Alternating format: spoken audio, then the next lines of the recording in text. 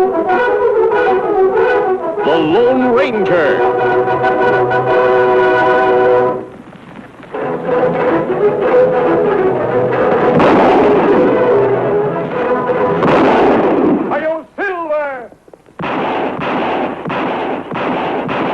A fiery horse with the speed of light, a cloud of dust, and a hearty Hi-Yo Silver. The Lone Ranger.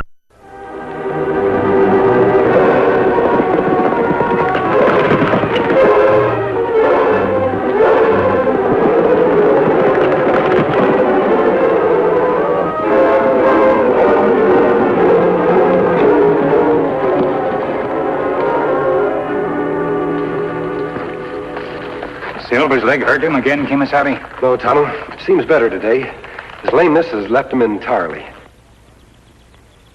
We've had a long ride, and I think the big fella deserves a rest. We'll make camp here and get an early start in the morning. Gila River only 2 or 3 days away now. Silver and Scout both have vacation when we get there. I think they know where we're going. Them remember long green grass along banks of river. If we cross into the Badlands tomorrow, we'll need some supplies. There's a town up ahead called Whipsaw. While I set up camp here, I'd like you to go into town and buy what we need. Whipsaw. Me hear of that town before. Trouble there not long ago. Outlaw named Bat Larson kill a man. Yes, Tonto. Larson's been caught. He's in jail now, charged with murder. Jail, good place for a man like Larson. An excellent place. I only hope there's no trouble at the trial. You think Larson's men maybe try to help him? That's always a danger. And I'm probably worrying for no reason. At any rate, let's hope so. Maybe back soon, Kimasabi. Be careful, Tonto.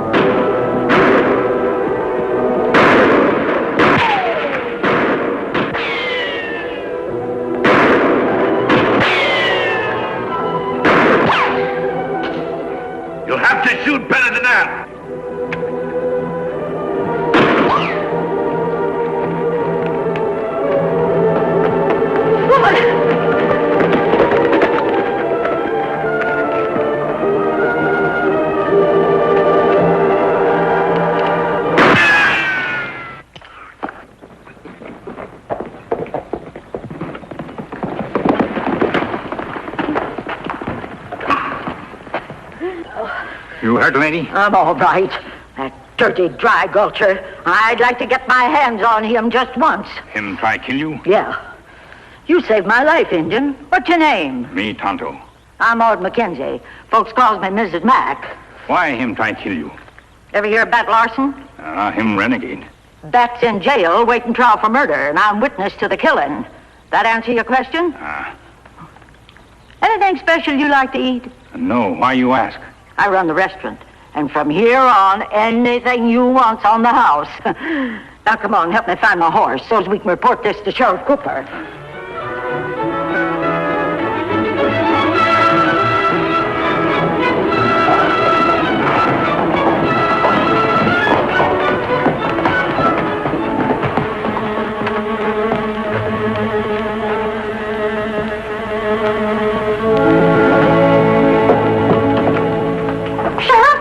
One of Larson's men tried to kill me.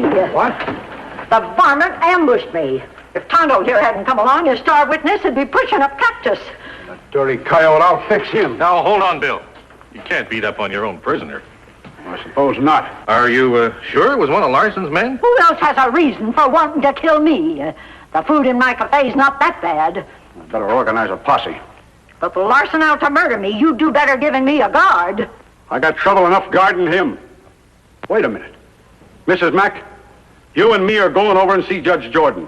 What for? We'll get you a lawyer, and we'll find Larson's lawyer and go in that cell, and you can make out a written deposition that'll be used at the trial, just in case anything happens to you. In case anything happens?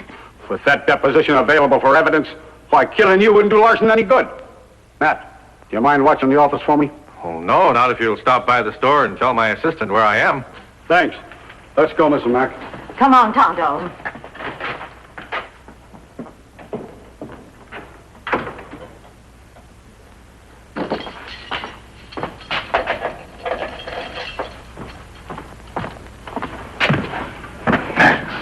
Did you tell the boys to ambush Mrs. Mack? Sure I did. You crazy fool. If they'd killed her, you'd have been lynched. I hadn't thought of that. Well, let me do the thinking. I sent a telegram to her brother that'll bring results. You and your fancy plans. You got the keys, why don't you just turn me loose? Because as a fugitive, you wouldn't be much use as a partner. At least I'd be alive. Well, you better hope Mrs. Mack stays that way. She's preparing a sworn statement that can be used at the trial. What? Relax. When she gets on the witness stand, she'll retract every word of that statement. And she'll refuse to testify against you.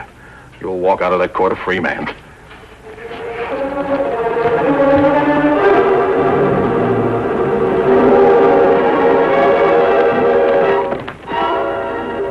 After saying goodbye to Mrs. Mack and purchasing supplies, Tonto lost no time in returning to camp to tell the Lone Ranger what had happened. Having Mrs. Mack make that deposition is a clever move, but I think it'll force Larson into more desperate measures. Maybe gang raid jail. They might. I'm sure they won't give up their leader without some kind of a fight. Larson, plenty smart outlaw. That's what puzzles me, Tonto. 4 years ago, Larson was just an ordinary gunslinger. Now he's a highly successful outlaw leader. Sometimes smart men act like fool to throw enemy off guard. Yeah, that could be the answer. Anyway, tomorrow we'll try to make sure that nothing interferes with Larson's trial and the jury's verdict. You think gang threaten jury? Maybe. But there'll never be any respect for law and justice in the West if criminals are allowed to intimidate witnesses, and juries are prevented from performing their duties. That night at the telegraph office in Whipsaw, Frankie, the relief operator, received a message addressed to Mrs. Mack from her brother Silas.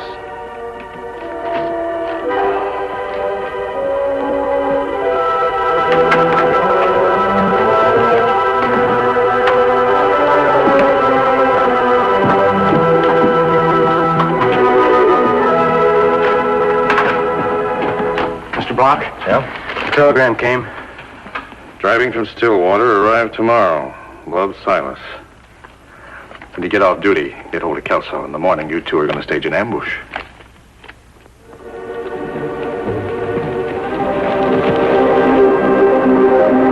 Here comes a wagon now.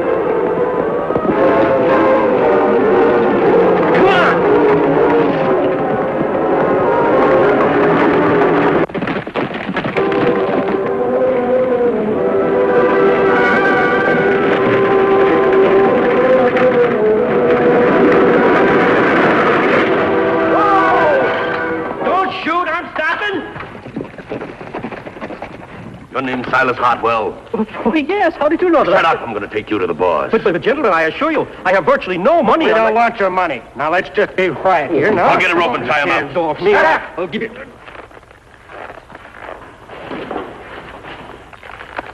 Let's go, Tonto.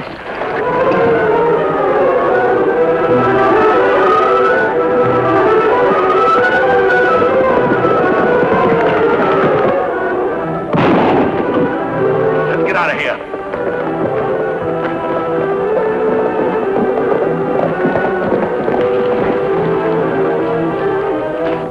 Are you all right, sir? More bandits. We're not bandits. I work for the law even though I wear this mask. You know, this is most peculiar. First bandits who didn't want any money, and now a policeman who wears a mask. They didn't want any money? No, it was amazing. I've never been west of St. Louis in my life. But these hoodlums addressed me as Silas Hartwell and said their boss wanted to see me. We go after bandits, Kimasabi? First, let's find out why they wanted Mr. Hartwell. Do you know anyone living in this vicinity? My sister. I received a telegram stating that she was ill. So ill, in fact, that I rented this wagon in Stillwater and came on without waiting for my stage connection. What's your sister's name? Maud Mackenzie. She's the proprietor of the restaurant. Mrs. Mack. Her not sick. Somebody make mistake. Maybe it isn't a mistake.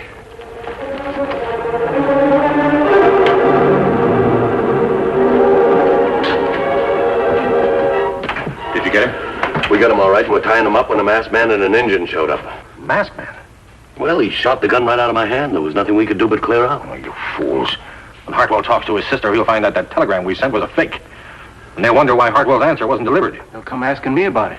What'll I tell him? Oh, Mrs. Mack doesn't know anything about telegrams. Chances are Hartwell doesn't either. You can fake some kind of an answer. It's awful risky. It'll be worth the risk if we can get our hands on Hartwell. Now get out of here before somebody sees you.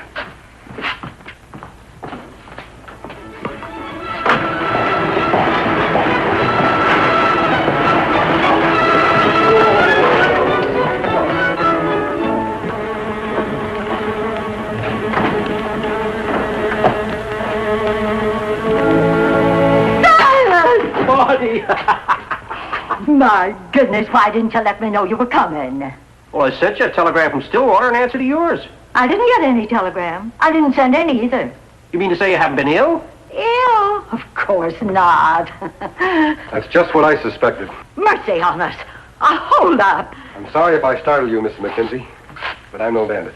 Then what are you? He's our friend and he's here to help us. I'm not sure, but I think the telegram your brother received was sent by Larson's men. What makes you say that? Well, it looks as though they plan to capture Mr. Hartwell and use him to make you change your testimony. Of all the low-down tricks. But a clever trick. Too clever for Bat Larson. Him, leader of gang. I don't think so, Tonto. Those men said they wanted to take Mr. Hartwell to the boss. They couldn't have met Larson because he's in jail. Then someone else is back of this? Exactly. I'll go right down to that telegraph office and find out who sent that fake telegram. I'd rather you didn't just yet, Mrs. Mack. Why not? I'll explain after you and your brother report this new ambush attack to the sheriff. Oh, whatever you say, sir. Come along, Maud.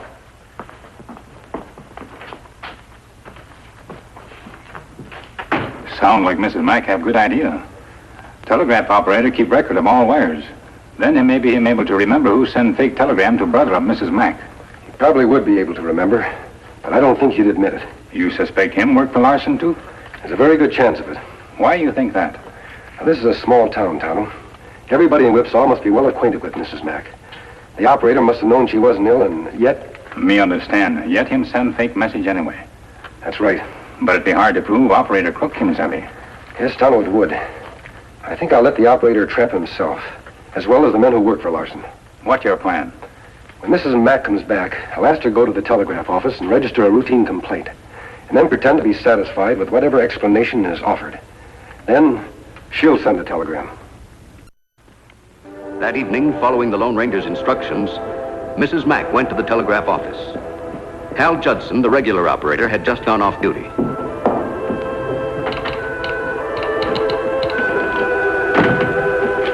Take a look at this, Frankie. What is it? It's a phony telegram sent from here 3 weeks ago. Know anything about it? Oh, no, I don't, Miss Mack. Well, this was sent from Stillwater. What? Yeah, see these numbers here in the corner? Each office along the line has a different set. Those mean that this particular message originated in Stillwater. Well, maybe so, but how come I didn't get the answers from my brother? Well, if he sent them, you should have received them, but I don't remember getting anything for you lately. All I can say is if I ran my restaurant the way you people run your telegraph service, a lot of folks would starve to death. I'm sorry, Miss Mack. Well, see if you can send this one, not get it lost. Atkins Wesson, Stage Line, Stillwater, Arizona. Please reserve space for Silas Hartwell on tomorrow's eastbound stage. Maud McKenzie. Well, that'll be 85 cents. All right. Now, you see that that one gets there. Don't worry, Miss Mack.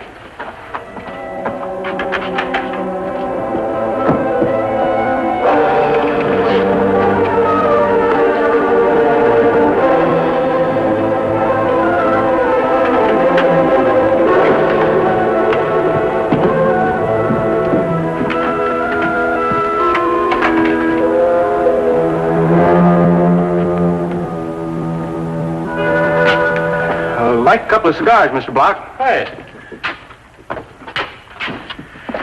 What's up? Hartwell's taking the eastbound stage out of Stillwater tomorrow. When you get off, meet Kelso and me here. There you are. Good night, Mr. Block. Good night.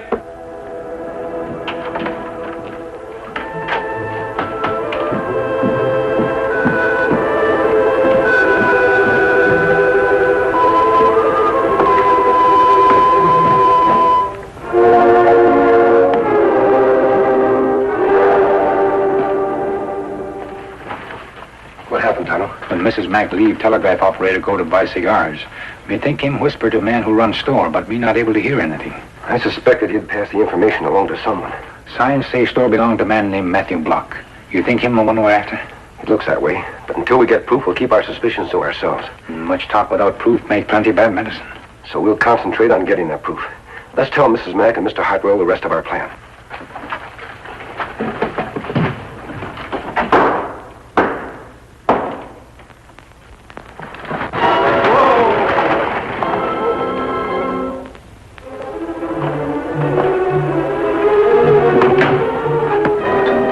Ready, gentlemen? Good. Do you have some canvas? It's in the back of the wagon.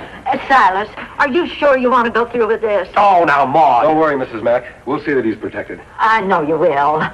And when you get back, I'll have a dinner waiting for you, the like of which you never set teeth into. Well, that's a promise. You'd better get started. We'll meet you on the other side of town. All right. Come along, Maud. Let's go, Tom.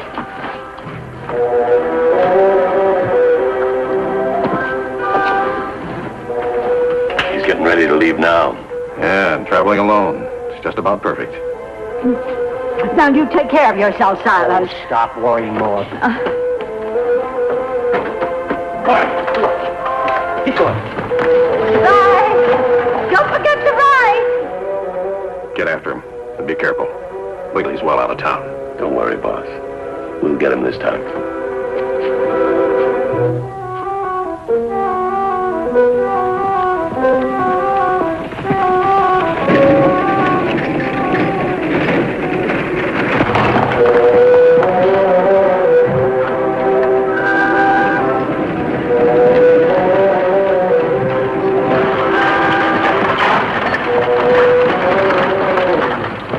All set, gentlemen?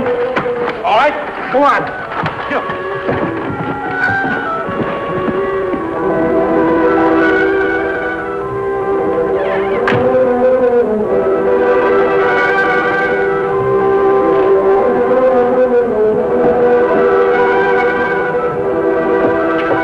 Oh, good morning, Mrs. Mack. Good morning. You're in early. Yeah. You still have those tins of extra fancy sardines? I certainly do. I want 2 of them. And some cherries and some olives. Silas just loves olives. What did you say? I said olives. I'm having kind of a celebration dinner for Silas tonight, and I want all the trimmings. But I thought...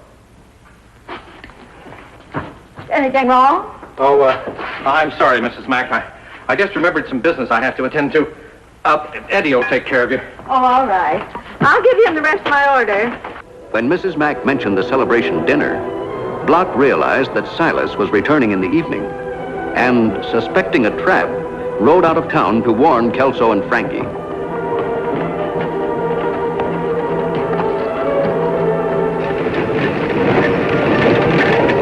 Here he comes. Get ready.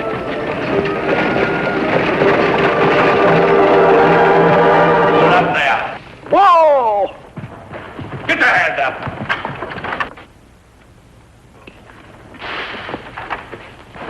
Drop those guns.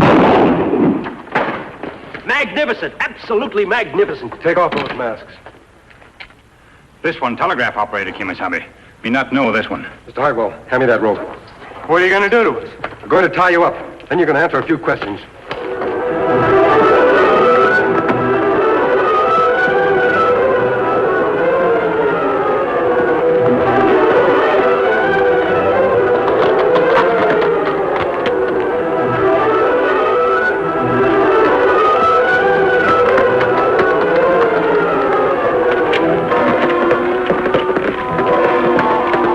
All right, which one of you will do the talking? We got nothing to say. You have a great deal to say. Who told you to ambush Mr. Hartwell? Was it Matthew Block?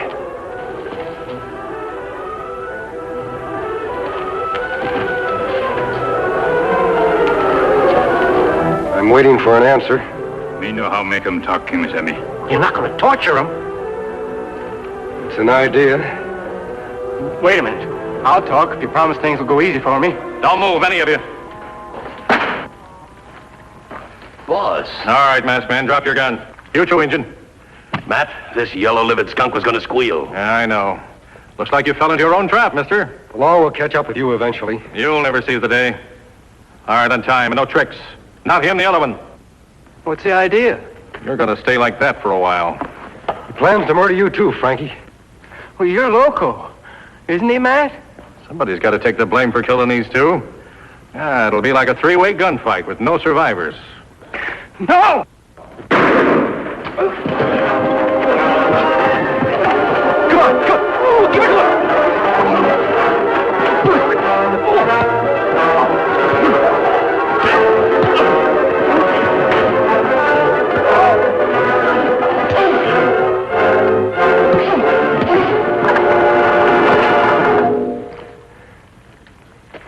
Nice work, Tonto.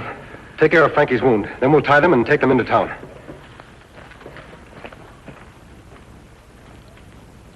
Well, Sheriff, now that Frankie has made a full confession, I don't think you'll have any more trouble from the so-called Larson gang. Gonna knock me over with a pin feather when Matt Block turned out to be the real leader. Goodbye, Mrs. Mack. I'm sorry we can't stay for that celebration dinner, but Tonto and I have to be on our way. Don't mention that dinner. I almost ruined your whole plan. Block and his men being caught is the important thing. Goodbye, sir. Thanks for all you did. The West needs more men of your courage. Oh, you overwhelm me, sir. I wish you could stay. We'll be back again soon. Adios. Now, there's what I call a real man. I wish I were 30 years younger.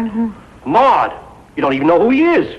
Do you? Well, certainly. I may be just a tenderfoot Easterner, but I know the most famous man in the West when I see him. He's the Lone Ranger.